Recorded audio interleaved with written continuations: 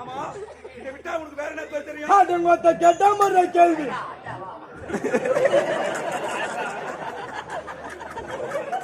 இதை விட்டா உனக்கு வேற என்ன பேர் தெரியும்? ஏய், இது எதுக்கு?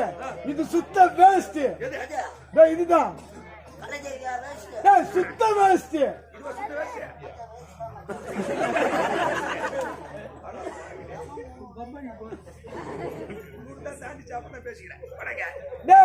இதை விட்டா எனக்கு 1008 தொழில் தெரியும்.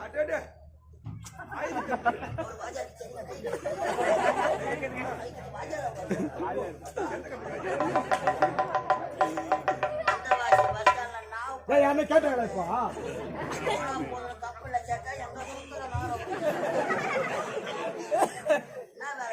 தெரியும்? இது எதுக்குடா? இதை விட்டா எதுக்கு என்னடா